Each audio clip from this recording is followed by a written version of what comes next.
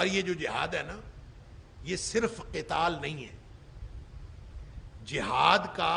ایک حصہ ہے محاذ جنگ پہ جا کے لڑائی لڑنا، وہ جہاد کا ایک حصہ ہے، ساری زندگی جہاد ہے۔ المجاہد من جاہد فی نفسہ فی طاعت اللہ،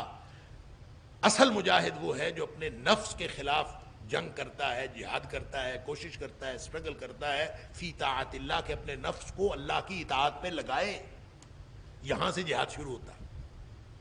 پھر نمازیں جہاد ہیں، پھر وضو کرنا جہاد ہے۔ نبی کریم صلی اللہ علیہ وسلم نے فرمایا موسم کی شدت میں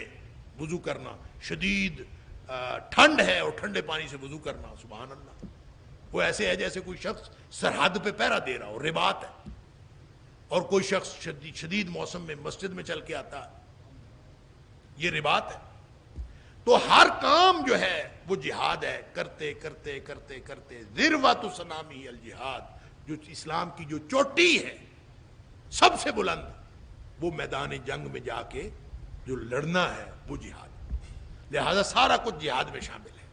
تو جس شخص نے ایمان اللہ اور اس کے رسول صلی اللہ علیہ وسلم پر ایمان کا اظہار کیا، پھر اس میں کوئی شک بھی نہیں کیا، اور پھر اس کا عملی اعتبار تب ہے جب وہ اپنا جان اور مال اللہ کے راستے میں لگا دے۔ وجاہدوا باموالہم وانفسہم، پھر انہوں نے جہاد کیا اپنے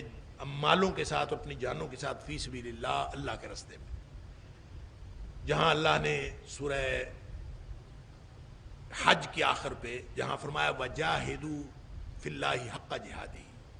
اور اللہ کے راستے میں اس طرح جہاد کرو جس طرح اللہ کے راستے میں جہاد کرنے کا حق ہے، وہاں بھی اس آیت کے آخر پہ نمازیں بھی، روزے بھی، حج، زکوٰۃ، سارا کچھ جو ہے وہ جہاد کے اندر شامل کیا اللہ نے۔ لہذا سارا کچھ جہاد میں شامل ہے، لیکن ان کا سب سے جو بڑی چوٹی ہے وہ جہاد کا وہ حصہ ہے جس کو قتال کہتے ہیں، اور قتال وہ خاص موقعوں پہ اس کی فرضیت ہے۔ اور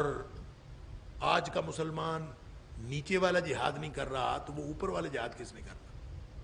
اور جب وہ قتال لوگ چھوڑ دیتے ہیں، لڑنا اللہ کے اعلاء کلمت اللہ کے لیے